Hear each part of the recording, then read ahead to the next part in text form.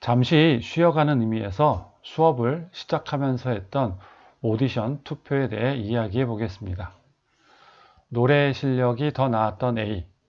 노래 실력은 조금 부족했지만 내 친구의 여사친인 B. 여러분은 누구를 선택했습니까?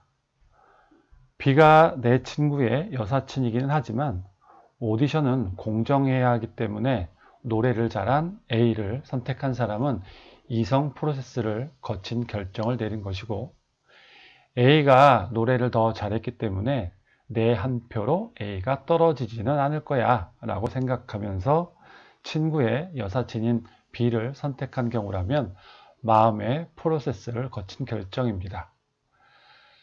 사고형의 사람일수록 공정함을 중시하는 이성 프로세스를 거친 결정을 내릴 확률이 높고, 감정형의 사람일수록 마음 프로세스를 거친 결정을 내릴 확률이 높습니다. 앞에서 좌뇌형은 이과, 우뇌형은 문과라는 말을 기억합니까? 꼭 그렇다고는 할 수 없지만 좌뇌형은 MBTI에서 말하는 사고형의 특성과 많이 닮아 있고, 우뇌형은 감정형의 특성과 많이 닮아 있습니다. 좌뇌형이 사고형과 많이 닮아 있고, 사고형은 이성의 프로세스를 선호하는 사람으로 분석적이고 논리적인 정신작용이 발달한 유형입니다.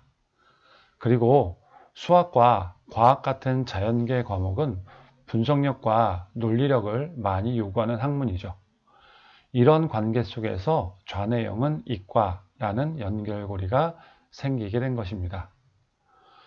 우뇌형은 감정형과 많이 닮아 있고, 감정형은 공감 능력이 발달한 유형입니다. 문학과 예술 계열이 정서를 느끼고 감정을 표현하는 것이 중요한 학문이기에 우뇌형은 문과라는 연결고리가 만들어진 것입니다. 그리고 실제로 보면 자연 계열에는 이성적인 사고형의 학생들이 많고, 인문 계열에는 감성적인 감정형의 학생들이 많은 것이 사실이다 보니 좌뇌형은 이과, 우뇌형은 문과라는 연결고리가 더 강해진 것이죠. 다시 말하지만 이런 단순 비교를 통한 설명은 해석에 유의해야 합니다. 꼭 그래야만 한다가 아니라 특성에 대한 이해를 돕는 보조적인 설명입니다. 직업면에서 살펴본다면 사고형에게는 체계와 능력이 요구되는 일이, 감정형에게는 공감 능력이 요구되는 일이 주어지는 작업 환경이 더 좋습니다. 사고형은 과제 해결을 잘하고, 감정형은 관계 형성과 조절을 잘합니다.